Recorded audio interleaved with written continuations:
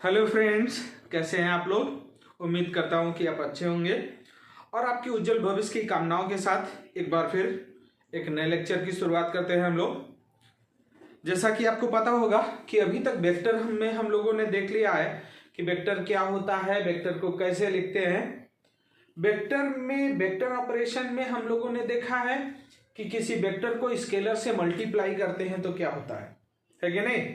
चलिए अब हम लोग देखते हैं एडिशन ऑफ वेक्टर, है ना, one of the most important topic और पूरी फिजिक्स के लिए हम लोग इसको पढ़ने जा रहे हैं।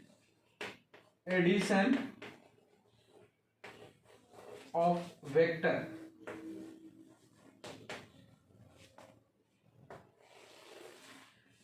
जैसा कि मैंने बताया कि वेक्टर को रिप्रेजेंट करने के दो तरीके होते हैं, एक ज्योमेट्रिकल मेथड और एक मैथमेटिकल मेथड। इसका मतलब ये हुआ कि हर कोई वेक्टर ऑपरेशन जो होगा वो दो तरीके से हम लोगों को करना होगा। जब वेक्टर ज्योमेट्रिकल मेथड में दिए गए हों और जब वेक्टर मैथमेटिकल मेथड में दिए गए हों, तो सबसे पहले हम लोग यूज करते हैं geometrical method of addition.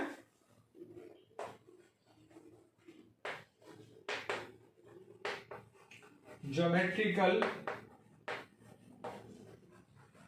Method of addition, है कि नहीं। अभी ज्योमेट्रिकल मेथड ऑफ एडिशन हमने कहा, एडिशन पढ़ने जा रहे हैं हम लोग और ये दो तरीके से पॉसिबल है, एक ज्योमेट्रिकल मेथड और एक mathematical method.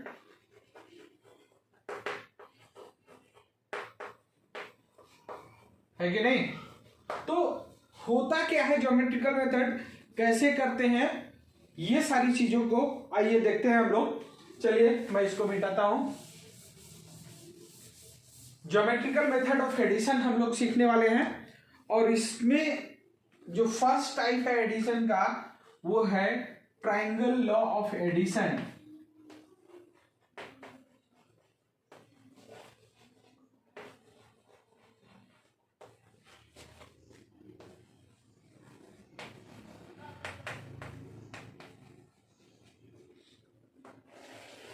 Triangle law of addition, कुछ लोग इसी को हेड टेल मेथड भी बोलते हैं। हेड टेल मेथड, तो इसको लेके कंफ्यूज नहीं होना है कि क्या है। ध्यान दीजिए, ट्रायंगल लॉ ऑफ एडिशन या हेड टेल मेथड होता क्या है, बहुत इंपॉर्टेंट है ना। देखिए पहली बात, ये कौन सा मेथड हम लोग पढ़ रहे हैं, it is geometrical method of addition.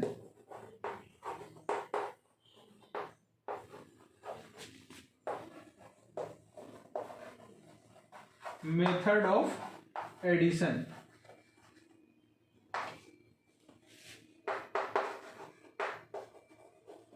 है कि नहीं। वो एडिशन का कौन सा मेथड है, ज्योमेट्रिकल मेथड। इसका मतलब कि वेक्टर यहां जो दिया हो गया वो कैसा होगा, एरो बना के दिया गया होगा, है कि नहीं। इसका मतलब यहां पर आपको एडिशन जब करना है तो वेक्टर जो है वो कुछ इस तरीके से दिए गए होंगे। मान लो ये वेक्टर ए है और ये वेक्टर बी है।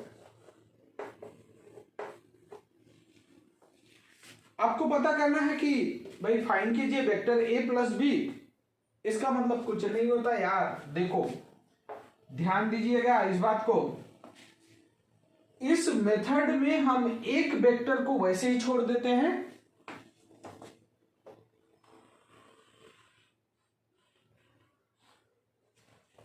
और दूसरे वेक्टर के टेल को पहले वेक्टर के हेड से मैच करवाते हैं। ध्यान दीजिए, हमको फाइंड क्या करना है, vector A plus vector B, ठीक है। तो हम पहले वेक्टर को वैसे रहने देते हैं और दूसरे वेक्टर का जो टेल है उसको लाके पहले वाले वेक्टर के हेड से मिलाते हैं, ठीक। हम लोग ये जानते हैं कि वेक्टर को अगर एक पोजीशन से दूसरी पोजीशन पर शिफ्ट किया जाए और उसका ओरिएंटेशन चेंज ना हो, मतलब जो हॉरिजॉन्टल से इंक्लिनेशन था वो चेंज ना हो, लंबाई चेंज ना हो, तो वेक्टर चेंज नहीं होता। क्यों? क्योंकि वेक्टर की तो दो ही आइडेंटिटी है, मैग्नीट्यूड और डायरेक्शन। लंबाई नहीं बदला मतलब मैग्नीट्यूड नहीं बदला, हॉरिजॉन्टल से एंगल नहीं बदला मतलब डायरेक्शन नहीं बदला। तो हम इसको क्या करेंगे, बी के टेल को लाके यहीं मिला देंगे,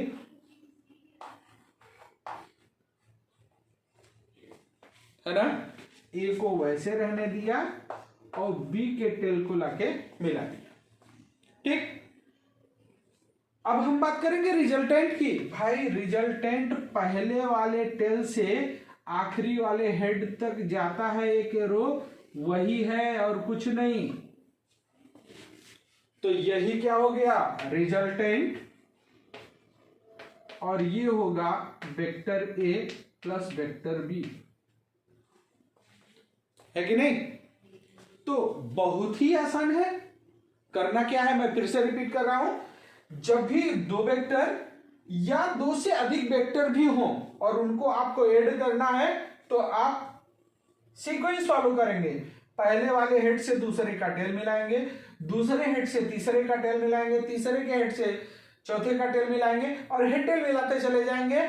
लास्ट में क्या है, रिजल्टेंट कौन होगा, पहले वाले हेड से लास्ट वाले, पहले वाले टेल से लास्ट वाले के हेड तक जाने वाला एक एरो, वही क्या होगा, रिजल्टेंट।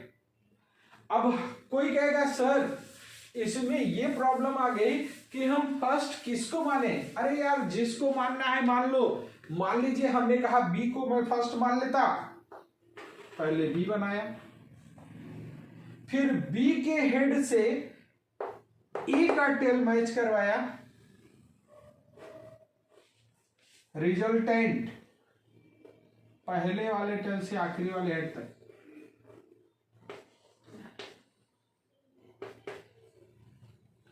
ये बी है और ये ए, तो आर इक्वल टू क्या हो गया भाई, बी प्लस ए। क्या ये इस तरह से दिख रहा है ना, ये दोनों वेक्टर आइडेंटिकल दिख रहे हैं या नहीं। जितनी लंबाई इसकी है उतनी लंबाई इसकी है, जितना हॉरिजॉन्टल से इंक्लिनेशन इसका है उतना ही इसका है। इसका मतलब कि सीक्वेंस इंटरचेंज करने से कोई इफेक्ट आने वाला नहीं है कि नहीं।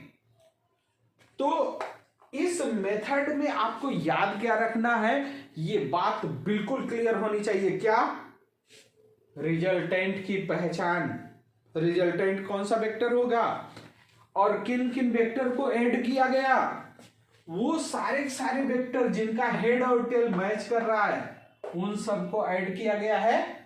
और वो वेक्टर जिसका टेल किसी के टेल से मैच कर रहा है, हेड किसी के हेड से मैच कर रहा है, वही रिजल्टेंट है। इसमें कोई कंफ्यूजन नहीं होना चाहिए। जैसे मान लीजिए मैं इस तरह से कहूं कि कुछ वेक्टर है, एक वेक्टर ऐसे, ऐसे,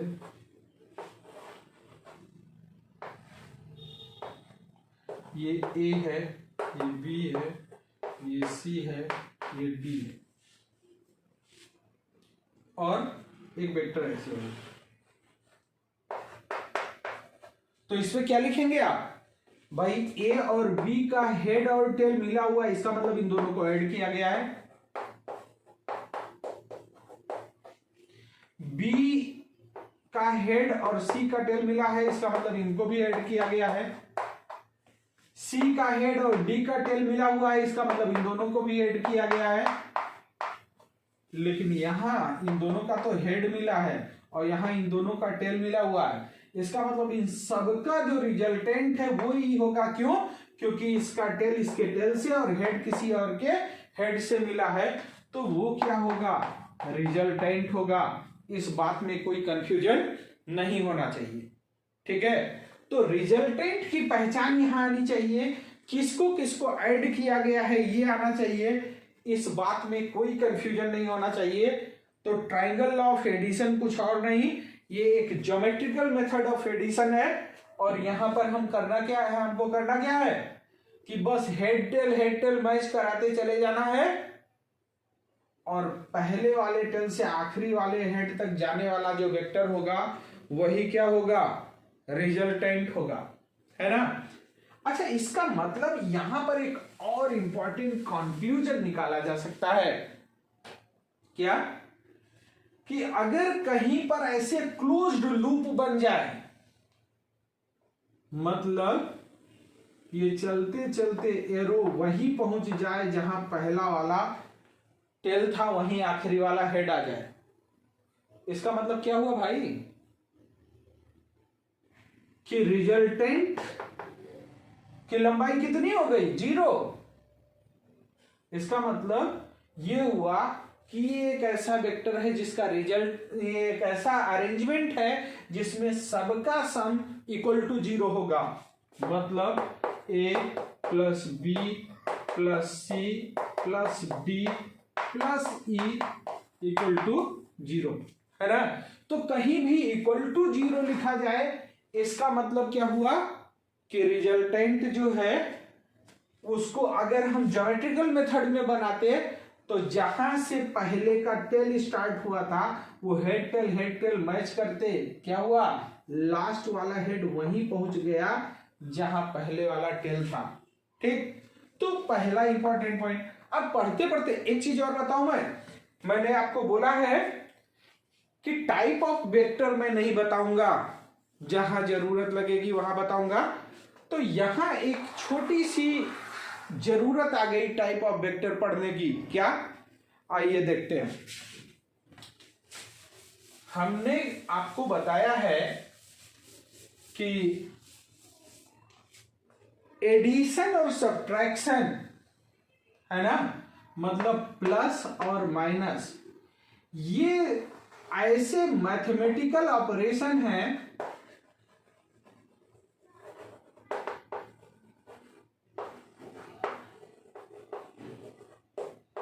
ये मैथमेटिकल ऑपरेटर है ना, ये अगर कहीं लिखा मिल जाए इसका मतलब हम जान जाते हैं, बचपन से पढ़ाया जाता है यार कि जोड़ना है, ये अगर लिखा मिल जाए तो बचपन से जानते हैं हम सब्ट्रैक्ट करना है। लेकिन कभी आपने ध्यान दिया है कि कोई दो चीजें ऐड कब की जा सकती हैं, जब उसका यूनिट सेम हो, नेचर सेम हो। इसका मतलब ये हुआ कि भाई अगर आपको के पास 5 रुपीज हैं, इसको ऐड करना है तो आप रुपीज से ही ऐड कर सकते हो, ये वैल्यू कुछ भी हो सकती है, 10 हो सकती है, 10,000 हो सकता है, लेकिन ये दो क्वांटिटी जो ऐड की गई इनकी यूनिट रुपीज ही होनी चाहिए, ऐसा नहीं है कि कुछ और हो जाए, है ना। तो एडिशन और सब्ट्रैक्शन दो ऐसे ऑपरेशन है कि इनको तभी परफॉर्म किया जा सकता है जब उन फिजिकल क्वांटिटीज की यूनिट सेम हो और जो रिजल्ट मिलेगा उसकी भी यूनिट वही होगी।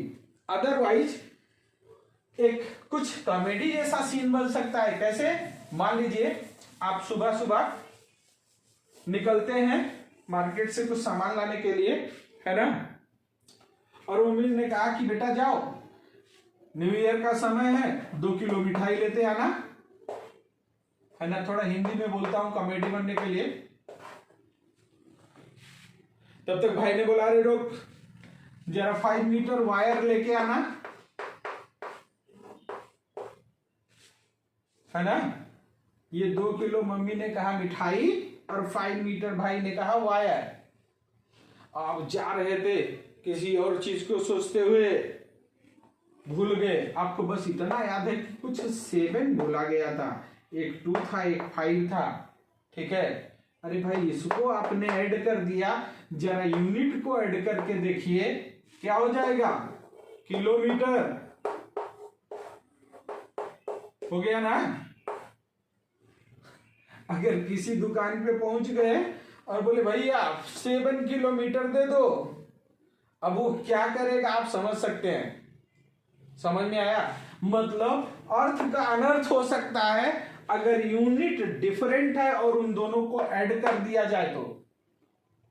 समझ में आया, इसका मतलब एडिशन और सब्ट्रैक्शन तभी पॉसिबल है जब यूनिट सेम हो और वो फिजिकल क्वांटिटी भी सेम होनी चाहिए। मतलब अगर एक वेक्टर को किसी वेक्टर से ऐड करोगे, किसी वेक्टर से सब्ट्रैक्ट करोगे, तो जो रिजल्टेंट होगा वो भी वेक्टर ही होगा भाई।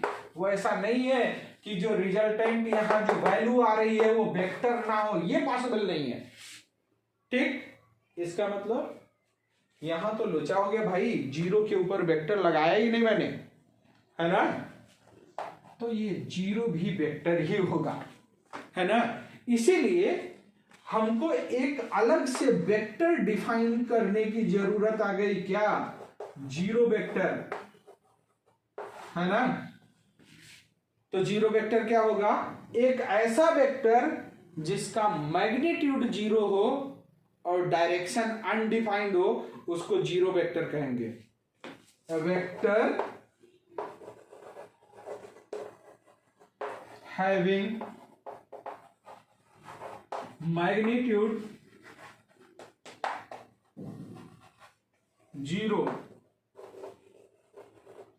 And direction undefined is known as, ध्यान दीजिए भाई, ये आईटी है, इतने में ही क्वेश्चन गलत करवा देगा, है ना।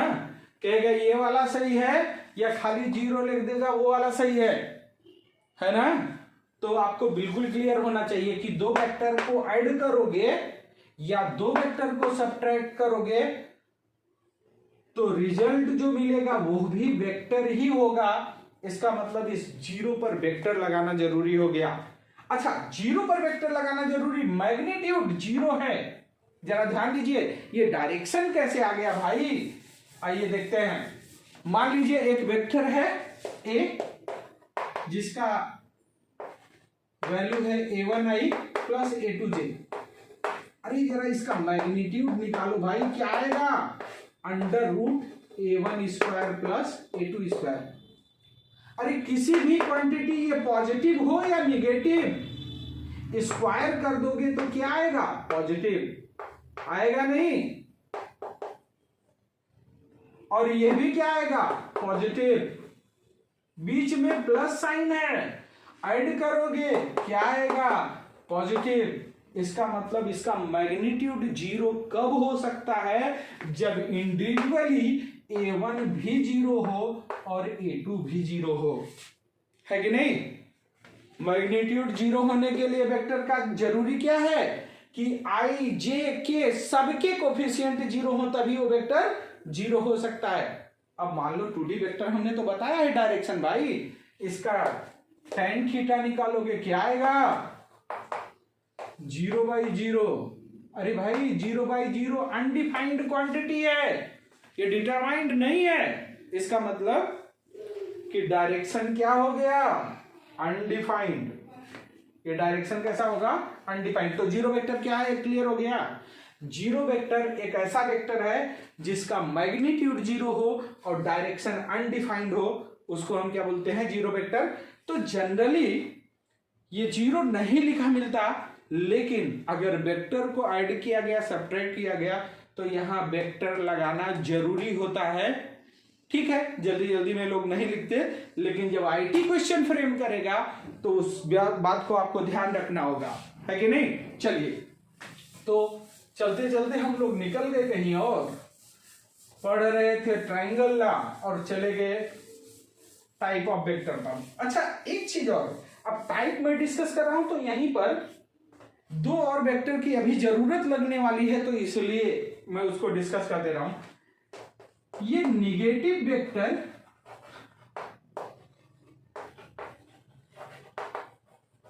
और अपोजिट वेक्टर, इन दोनों में कुछ डिफरेंस होता है या दोनों सेम है भाई, मैं बताऊं।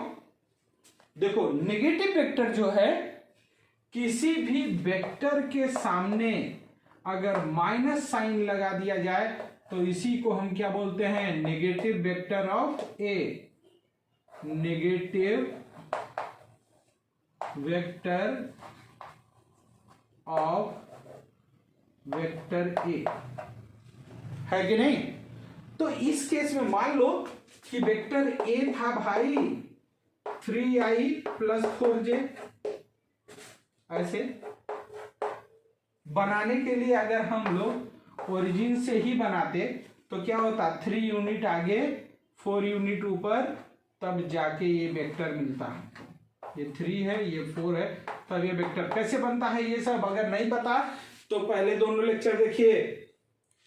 अब हमने कहा -a अगर देखा जाए तो क्या होगा, -3i - 3j, है कि नहीं। इसका मतलब इस डायरेक्शन में नेगेटिव -3 आते, फिर नीचे जाते, तब ये वेक्टर मिलता भाई, ये माइनस है। क्या हुआ, डायरेक्शन एक दूसरे के जस्ट अपोजिट हो गए, और मैग्नीट्यूड इसका निकालोगे तो कितना आएगा 5, इसका निकालोगे तो कितना आएगा 5। क्या मैग्नीट्यूड में बोल रहा हूं, magnitude of negative vector A. तो नेगेटिव वेक्टर का मतलब होता है एक ऐसा वेक्टर जो दिए गए वेक्टर के जस्ट अपोजिट हो, लेकिन उसका मैग्नीट्यूड इक्वल हो दिए गए वेक्टर के।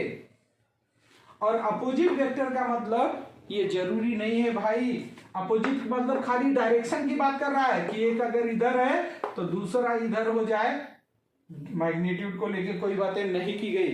तो नेगेटिव का मतलब किसी वेक्टर के सामने माइनस साइन लगा देना, अपोजिट का मतलब कि बस डायरेक्शन अपोजिट हो, मैग्नीट्यूड इक्वल हो या ना हो, उससे कोई फर्क नहीं पड़ता।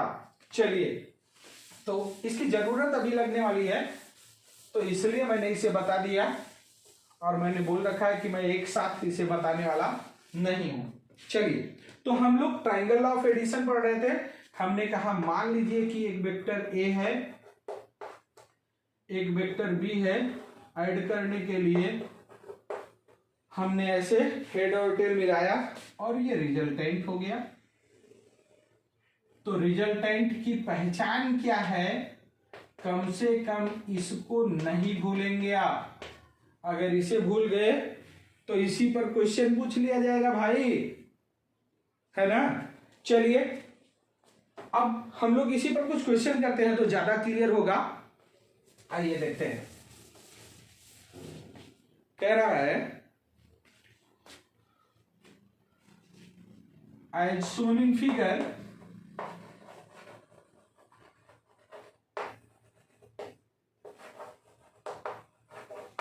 which one is the correct answer, which one is the correct answer, या ऑप्शन लिख दो, है ना। फिगर क्या बना, मान लो ऐसे कुछ,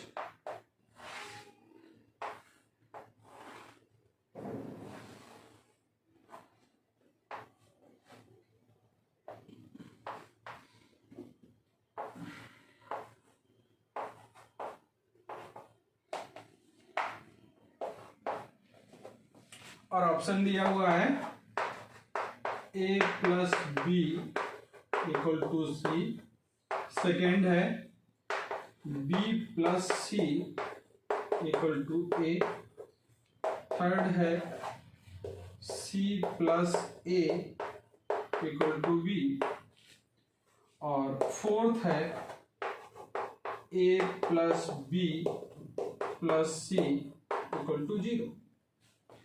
कौन सा ऑप्शन होगा भाई, जल्दी से बता दीजिए। सोच लिया आप लोगों ने। मैंने बताया है भाई कि मैं पढ़ते समय एटलीस्ट आपके हाथ में कॉपी और पेन होना चाहिए। चलिए, मैं बताता हूं। हमने कहा पहचान क्या है रिजल्टेंट की, जिसका टेल किसी के टेल से मिला हो और हेड किसी के हेड से मिला हो।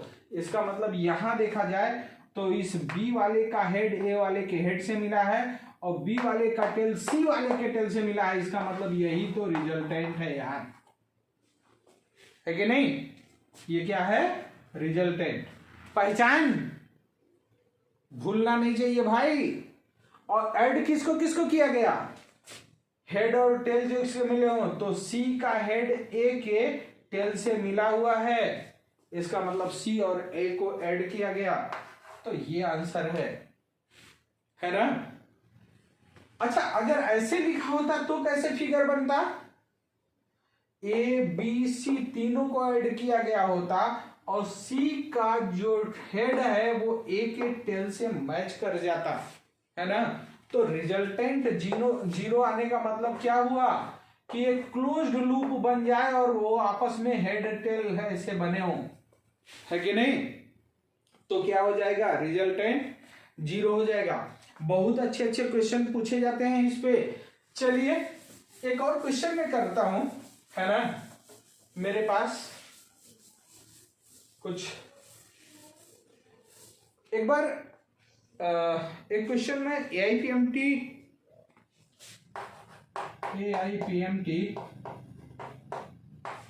2010 से लेता हूं।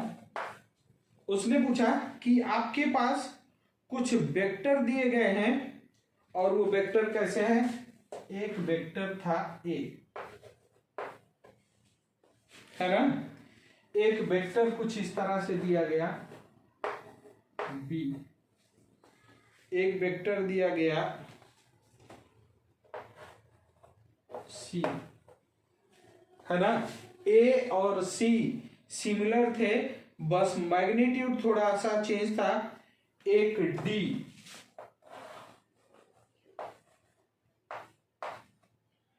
एक ई, है ना, और एक वेक्टर और दिया हुआ था एफ।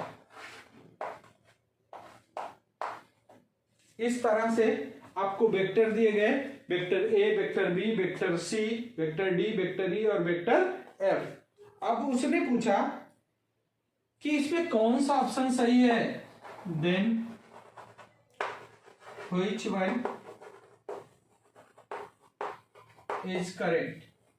भाई मैंने बता रखा है ये कि ये आपको जज करना है कि आप पढ़ किसके लिए रहे हो।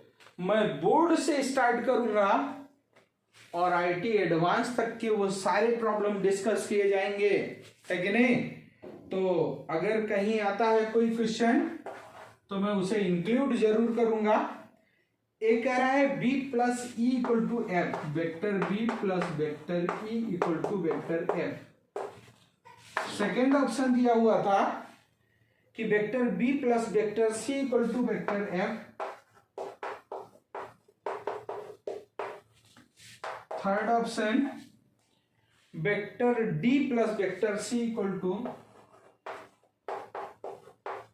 Vector F. और लास्ट ऑप्शन दिया हुआ था vector D plus vector E equal to vector F. अब जल्दी से आप लोग शुरू हो जाइए और आंसर बता दीजिए, है ना। कीजिए वीडियो को पॉज और जल्दी से आंसर कीजिए, है ना। फिर मैं और क्वेश्चन करवाता हूं भाई, अभी क्वेश्चन का सिलसिला खत्म होने वाला नहीं है।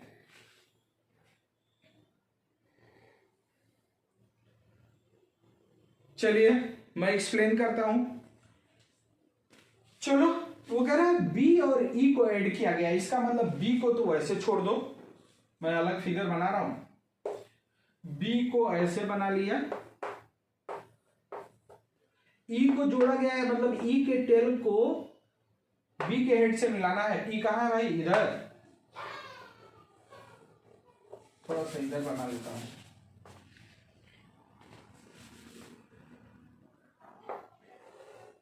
ये है बी, इधर है ई। रिजल्टेंट कैसा होगा, ऐसा, है ना। क्या ये एफ दिख रहा है, अरे भाई एफ तो ऐसे है, इसका मतलब ये ऑप्शन सही नहीं है कि नहीं। दूसरा बी प्लस सी, ये देख लेते हैं। बी को वैसे रहने दिया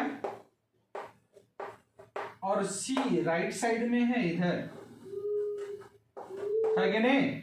और रिजल्टेंट क्या होगा, इधर क्या भाई एफ ऐसे दिख रहा है? नहीं। हाँ, अगर ये अपोजिट हो जाता या यहां पर माइनस एफ लिख देता तो जो एफ ऊपर है ऐसे नीचे माइनस एफ बनता या नहीं बनता भाई? इसका मतलब अगर माइनस एफ लिख देता तो सही था, लेकिन उसने तो एफ लिखा, इसका मतलब ये भी ऑप्शन सही नहीं है। अब जरा डी और सी को ऐड करके देख लेते हैं। डी कैसा है? ऊपर की तरफ, और सी कैसा है? राइट साइड में। तो रिजल्टेंट कैसा होगा? इधर। भाई एफ अपना ऐसे भी तो नहीं दिख रहा है, एफ तो इधर झुका हुआ है कि नहीं? अब बचा क्या? एक ही बचा है, चेक करने की भी जरूरत नहीं बची यार। डी इधर है और ई लेफ्ट साइड में। इन दोनों को ऐड किया गया तो रिजल्टेंट पहले वाले टेल से आखिरी वाले एंड। ऐसा ही तो एफ है भाई। इसका मतलब ये क्या है? डी ऑप्शन सही है कि नहीं? है कितना आसान, लॉ ऑफ ट्रायंगल से आ गया, है कि नहीं? चलो, कोई दिक्कत? ध्यान दीजिए, हमने एक चीज बताया आपको कि अगर कहीं क्लोज्ड लूप बनने की पॉसिबिलिटी आ जाए, इसका मतलब रिजल्टेंट 0 है, तो बिल्कुल इसी पर नीट में एक क्वेश्चन पूछा गया, नीट 2019 है ना। उसने कहा कि a particle moving with velocity v is acted by 3 forces as shown in triangle PQR, then velocity of the particle will be। भाई एक ट्रायंगल बनाया उसने ऐसे,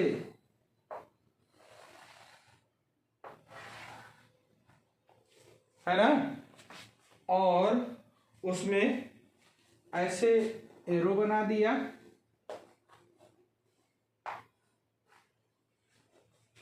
ठीक है।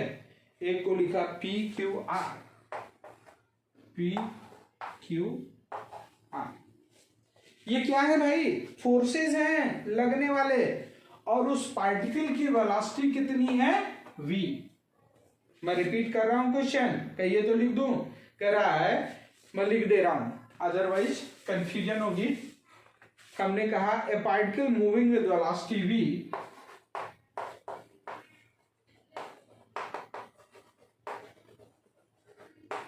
moving with velocity v, है ना, is acted by 3 forces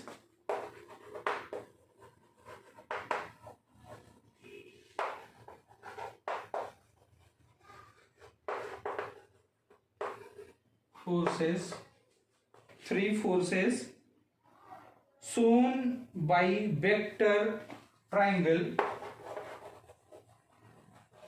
shown by vector triangle PQR, है कि नहीं? The velocity of the particle will be, then the velocity of the particle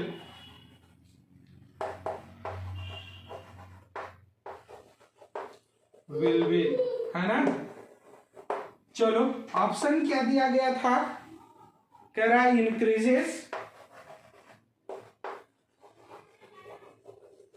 second option था डिक्रीजेस,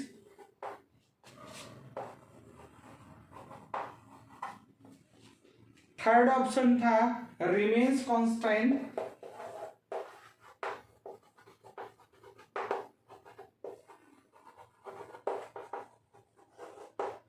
और फोर्थ ऑप्शन था change according to the smallest force Q R, change according to the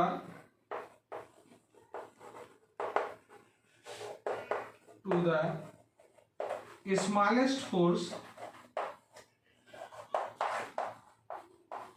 Q R. चलो भाई जल्दी से बता दो कि क्या होगा। कीजिए वीडियो पॉज और आंसर दीजिए, क्या होगा। ये मैंने क्या कहा कि नीट 2019 में पूछा गया क्वेश्चन है कि नहीं? जल्दी से बता दीजिए। मैं बताऊं ये क्या रिप्रेजेंट कर रहा है? फोर्स को। जरा इन सब का रिजल्टेंट कितना आएगा भाई ये बता दो। रिजल्टेंट वेक्टर कितना आएगा? 0। क्यों? कहीं से शुरू कर लो। मान लो यहां P से शुरू किया मैंने, P से आगे Q पर, यहां इसका हेड है वहीं इसका टेल, R जहां इसका हेड है वहां तीसरे का टेल, और जहां पहले का टेल था वहीं आखिरी का हेड आ गया। इसका मतलब लगने वाला नेट फोर्स उस पर कितना है? 0। कितना छोटा सा क्वेश्चन है यार। नेट फोर्स कितना है? और न्यूटन्स लॉ में हम लोग पढ़ते हैं कि अगर किसी भी ऑब्जेक्ट पर लगने वाला नेट फोर्स 0 हो जाए तो पार्टिकल अपनी स्टेट को मेंटेन रखता है। स्टेट मेंटेन करने का मतलब कि अगर रेस्ट में है तो रेस्ट में रहेगा, या कांस्टेंट वेलोसिटी से मूव कर रहा है तो वो मूव ही करता रहेगा जब तक किसी ऑब्जेक्ट पर कोई एक्सटर्नल फोर्स ना लगे। इसका मतलब आंसर क्या होगा कि भाई जब नेट फोर्स 0 है तो कुछ भी परिवर्तन नहीं होगा, वेलोसिटी क्या रहने वाली है? कांस्टेंट। कितना छोटा छोटा क्वेश्चन पूछा जाता है भाई, है ना। तो ये नीट का तो कोई लेवल मैं समझता नहीं भाई, ठीक है। हाँ आईटी तक बात हो तो बात बनेगी। और ये मेरा वेक्टर का तीसरा लेक्चर है, अभी आईटी लाइक कोई क्वेश्चन आया नहीं है ना वेक्टर में। ये वेक्टर आईजी चैप्टर मैं उतना इंपॉर्टेंट नहीं समझता जितना फिजिक्स पढ़ने के लिए। चलिए एक और क्वेश्चन मैं लिखता हूं। कह रहा है कि ए set of 3 forces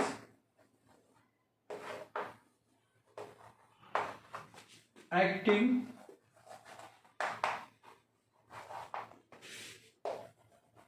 on an object, then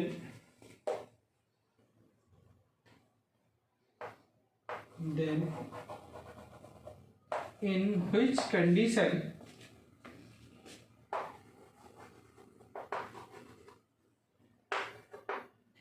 which set, है ना, the particle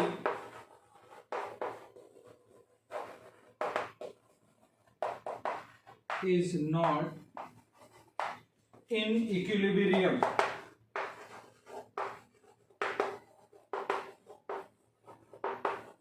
है ना, किसमें वो इक्विलिब्रियम में नहीं होगा। फर्स्ट ऑप्शन लिख रहा हूं, वो 10 न्यूटन है, 10 न्यूटन है और 10 Newton. Second option 10 Newton, 5 Newton और 10 न्यूटन। थर्ड ऑप्शन है 10 न्यूटन, 15 न्यूटन और ये 20 न्यूटन। और लास्ट ऑप्शन है 10 न्यूटन, 20 न्यूटन एंड 35 न्यूटन। जल्दी से बता दीजिए कि किस सेट में वो इक्विलिब्रियम रहना पॉसिबल नहीं होगा। वीडियो पॉज कीजिए और शुरू हो जाइए जल्दी से, जितना जल्दी हो सके।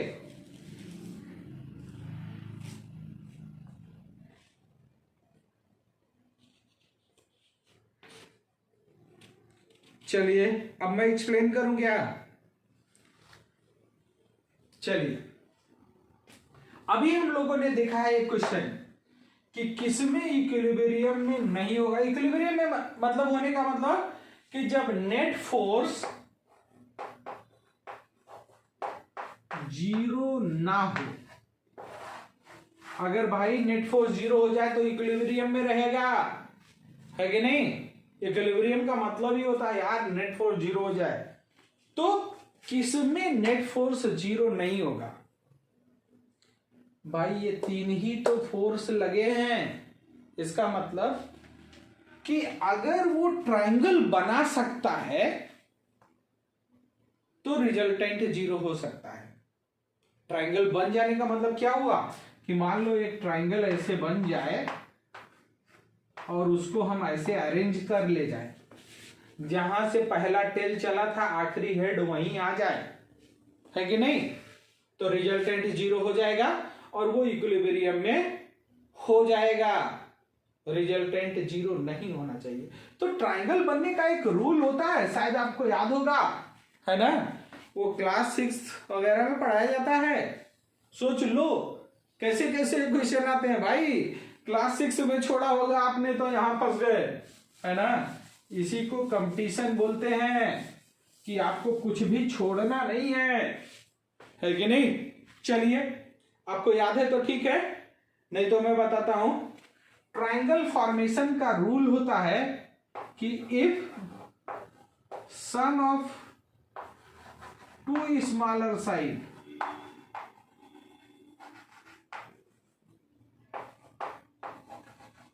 Greater than or equal to larger one, है ना, लार्जर साइड, तो ट्रायंगल बन जाएगा। ठीक है, दो छोटे साइड जो है उनके सम अगर बड़े वाले से भी बड़ा हो जाए तो ट्रायंगल बन जाता है। ये रूल याद रखिएगा। चलिए देखते हैं, यहां छोटे की तो बात ही नहीं, सब बराबर है, तो इन दोनों को हम लोग ऐड कर देते हैं। 10 + 10 ये कितना हो गया भाई 20। तीसरे वाले से बड़ा है या नहीं है, इसका मतलब क्या हुआ कि फर्स्ट वाले में ट्रायंगल बन जाएगा, ट्रायंगल फॉर्म होगा।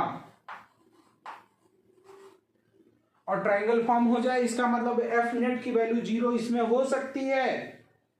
अरे भाई ये इक्विलैटरल ट्रायंगल बनाता दिख रहा है यार, इसका मतलब कि ये तो इक्विलिब्रियम में होगा। हमको क्या ढूंढना है, इक्विलिब्रियम में नहीं है।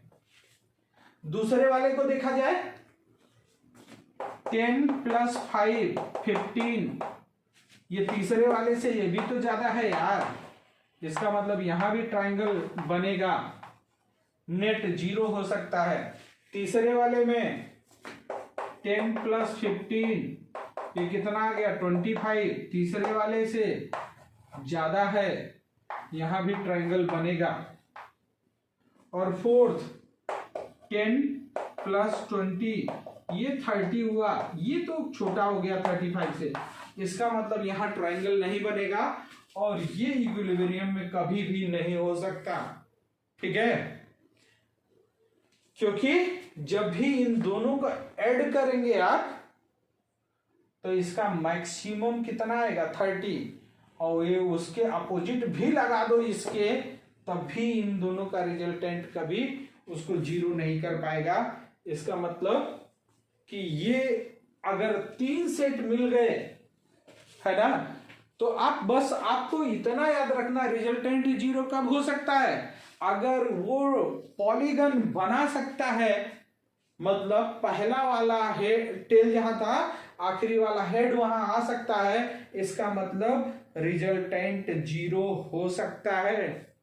इसमें कोई दिक्कत नहीं होनी चाहिए, है कि नहीं। चलिए अच्छा, इसमें एक दो बातें और लिखी जा सकती हैं यार, आइए देखते हैं कि वो बातें कौन सी हैं। कभी कभी पूछता है कि भाई ये बताओ, minimum number of equal vector that resultant can be 0, कम से कम कितने इक्वल वेक्टर ले लिए जाएं जिनका रिजल्टेंट 0 हो जाए। तो मैं तो कहूंगा 2, क्यों, रिजल्टेंट 0 करना है तो जहां पहला वाला टेल था वहीं आखिरी वाला हेड आना चाहिए, और रिजल्टेंट मतलब एडिशन है तो उसका टेल कहां से शुरू होना चाहिए, जहां इसका हेड है। ऐसे उल्टा रख दो भाई, और अगर दोनों वेक्टर इक्वल हैं तो वही हो गया, तो दो ही वेक्टर से काम चल जाएगा, है कि नहीं। Minimum number of equal vector that resultant can be 0 क्या हो जाएगा 2। लेकिन अगर यही कहते हैं minimum number of unequal vector, भाई एक वेक्टर इतना था लेकिन दूसरा उतना बड़ा नहीं है, उससे छोटा ही है, तो अगर उल्टा जस्ट रख भी दें तो ये यहीं तक पहुंचा। इसका मतलब रिजल्टेंट 0 कब होगा, जब एक वेक्टर यहां से यहां तक और आ जाता, तो इन तीनों का रिजल्टेंट 0 हो सकता था। इसका मतलब अनइक्वल कहेगा, है कि नहीं, तो 3 से काम चल सकता है। लेकिन यहां पर एक और बातें आ जाती हैं, क्या, जैसे ही दो वेक्टर से ज्यादा हो तो प्लेन को छोड़ दें, है ना। जैसे ही दो वेक्टर से ज्यादा होगा तो प्लेनर और नॉन कोप्लेनर की बातें होने लगती हैं, तो यहां पर वो कहेगा कोप्लेनर वेक्टर,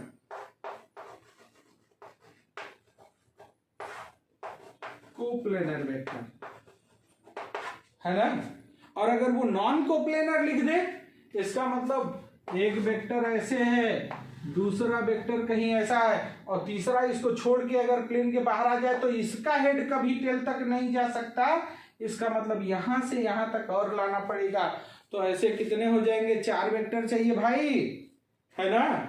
तो ध्यान दीजिए, number of equal vector that resultant can be 0 2, number of unequal coplanar vector that resultant can be 0 3, and number of unequal non coplanar vector that resultant can be 0, ये क्या होना चाहिए 4, है कि नहीं।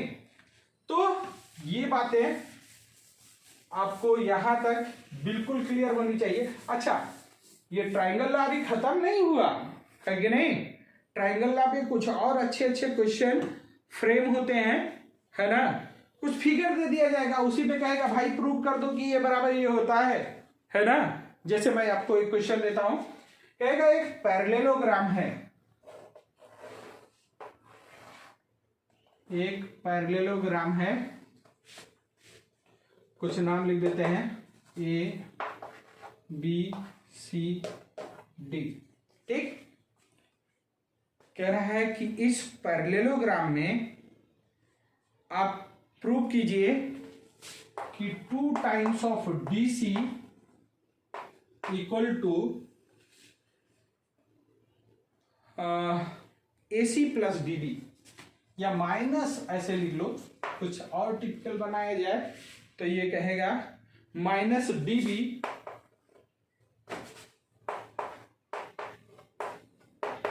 Equal to AC। इसको prove करना है जल्दी से। अच्छा, जल्दी से नहीं, अभी 1 मिनट मेरी बात सुन लीजिए। अगर कहीं वेक्टर ए भी लिखा है, इसका मतलब क्या हुआ कि हमारे पास 2 पॉइंट है ए और बी, है ना। तो एरो हमारा जो होगा वो ए से बी को टारगेट कर रहा होगा, मतलब ए से स्टार्ट होगा और बी पर उसका हेड होगा, ये वेक्टर ए बी हो गया। लेकिन अगर उसी को वेक्टर बी ए लिख दिया जाए, इसका मतलब भाई बी से स्टार्ट होगा एरो और ए तक आएगा, ये बी ए है, तो A B equal to minus of B A लिख सकते हैं या नहीं, है कि नहीं। तो अगर ऐसी कहीं नीड आती है तो आप इसको ऐसे लिख सकते हैं, इस बात को ध्यान रखेंगे। चलिए वीडियो पॉज कीजिए और शुरू हो जाइए।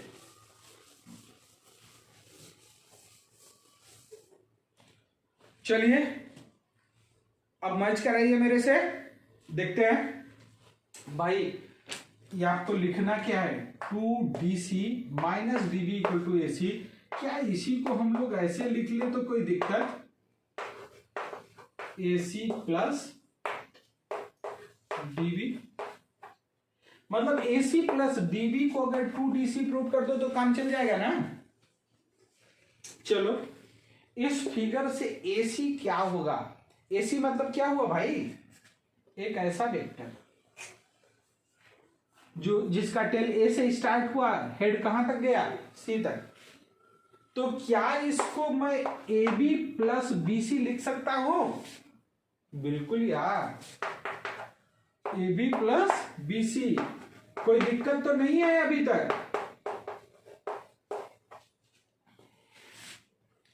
और ये क्या है, DB। हम लोगों को क्या लिखना है, DC। एक चीज बताओ, ये अगर पैरेललोग्राम है तो क्या वेक्टर AB और वेक्टर DC ये दोनों इक्वल होंगे या नहीं होंगे भाई? ये वेक्टर DC और वेक्टर AB इक्वल होगा, तो एक तो मिल गया, इसी को हमने तोड़ा है प्लस DB, है कि नहीं, यही होगा। तो AB BC DB। अब इस DB को जरा देखो, D से B, यही है ना। क्या इस वेक्टर को आप ऐसे लिख सकते हो DC प्लस CB? तो हमने लिखा AB plus BC plus DB का मतलब DC plus CD, DC plus CB, है कि नहीं। आंसर आ गया भाई, मुझे तो दिख गया। इस AB को क्या DC लिख सकते हो? लिख सकते हैं बिल्कुल। और BC तो वैसे है प्लस DC, और इस CB को क्या माइनस ऑफ BC लिख सकते हो भाई? C से B या B से C दोनों एक दूसरे के जस्ट अपोजिट और मैग्नीट्यूड इक्वल। तो ये 2DC आ तो गया भाई, है कि नहीं। तो कभी कभी ऐसे फिगर भी बना के दे देगा और कहेगा प्रूव करो, है कि नहीं। चलिए अब जो है एक क्वेश्चन है ना, फिर मैं आपको छोड़ देता हूं, अदरवाइज वीडियो लंबा हो जाएगा, है कि नहीं। इसी तरीके का एक क्वेश्चन कहेगा कि एक हेक्सागन है,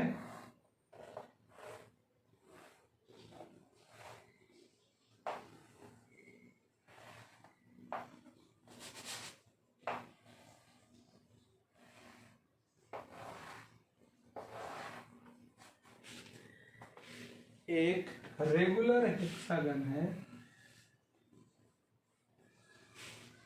कुछ नाम लिख देते हैं ABCDEF,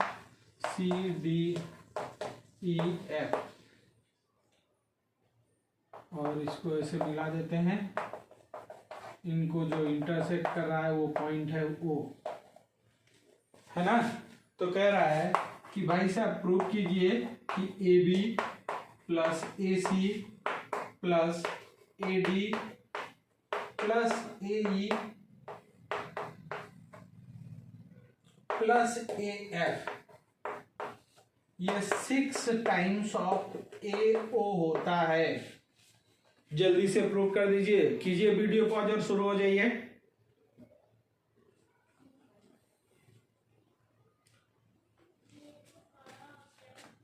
चलिए मैं एक्सप्लेन करता हूं।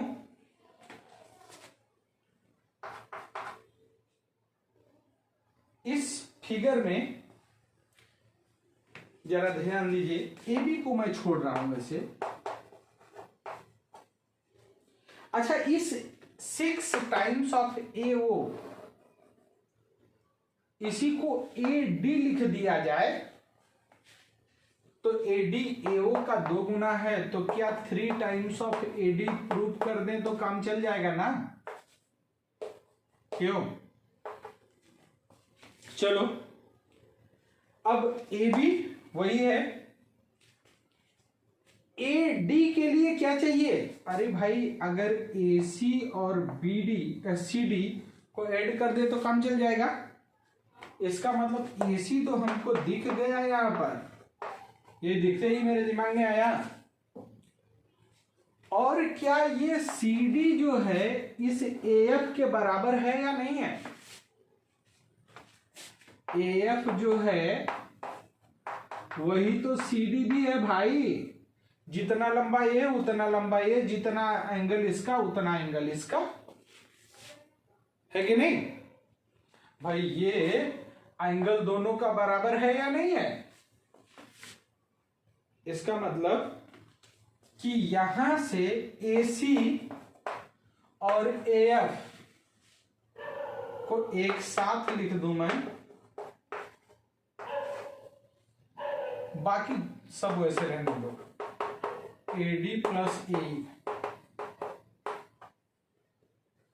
और AD तो हमको लाना है, तो एक तो मिल ही गया AD,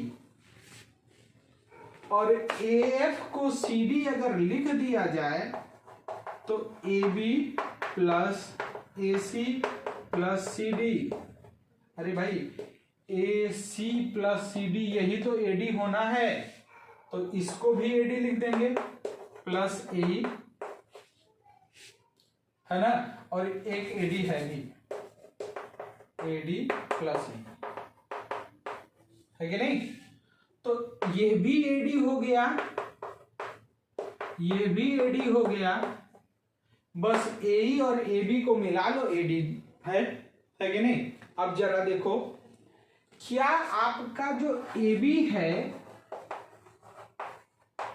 ये ED के बराबर होगा या नहीं होगा? होगा भाई। A से B हॉरिजेंटल, जितना लंबा A, E से D उतना लंबा ये भी हॉरिजेंटल, तो ये दोनों अलग अलग थोड़ी है, एक ही वेक्टर है।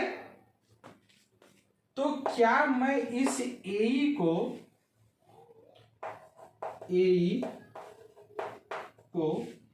AB जो है इसको क्या मैं उसको लिख दूं ED?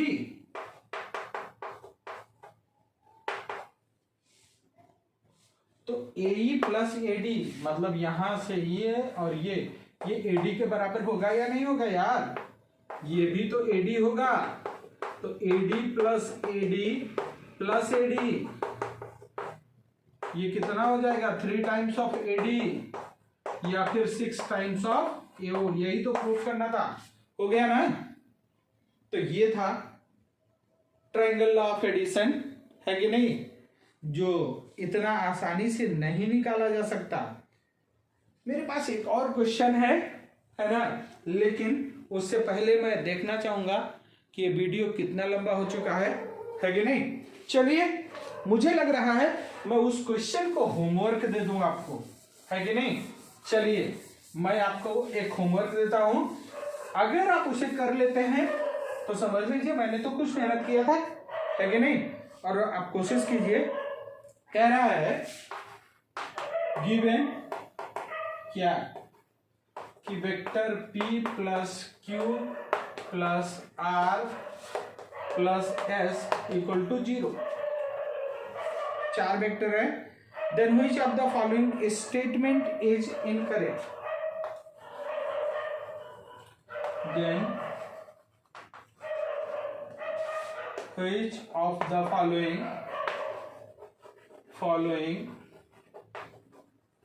statement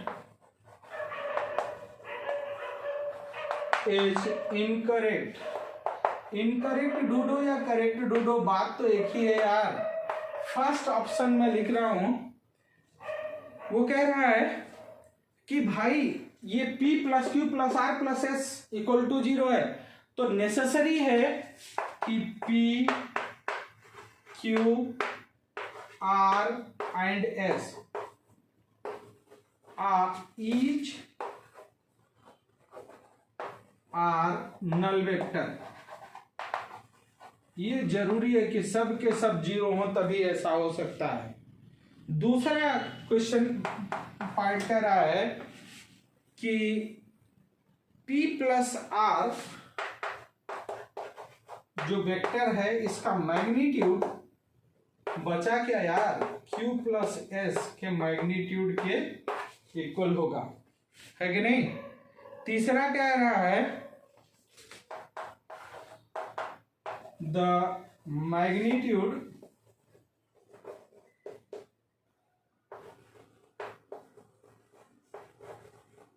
of vector p, है कि नहीं, magnitude of vector p can never be greater than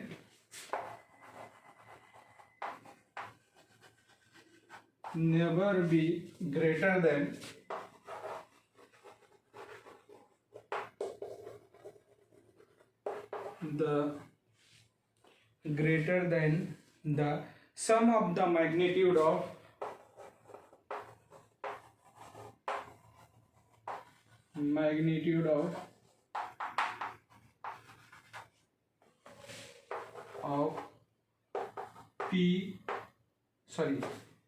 Q, R and S, है ना।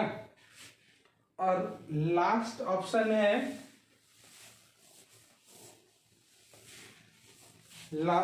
है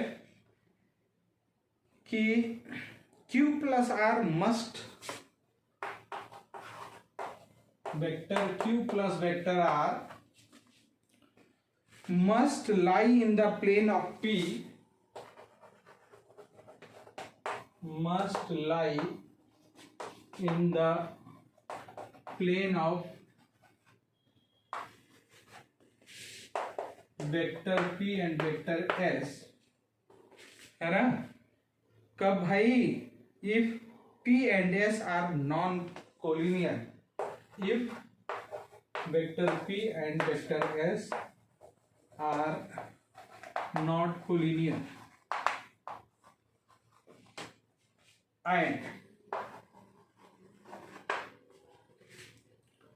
क्या होगा, कह रहा है and in the line of P and S, and in the line of P and S, if they are collinear,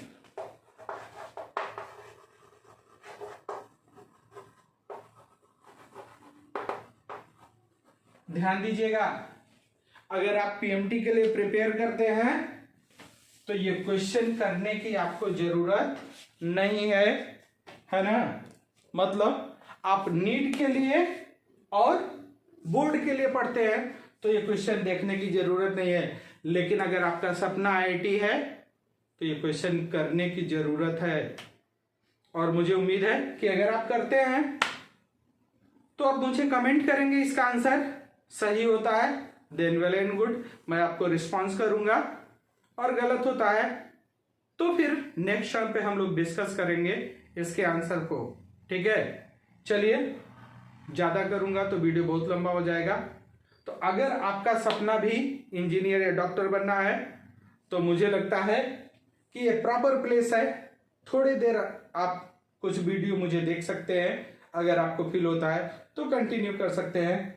चलिए, और अगर वीडियो अच्छा लगा है तो लाइक और शेयर करना बनता ही बनता है आपका, है कि नहीं, वो हमारे लिए मोटिवेशन का काम करता है। चलिए, मिलते हैं नेक्स्ट लेक्चर पर। नमस्कार।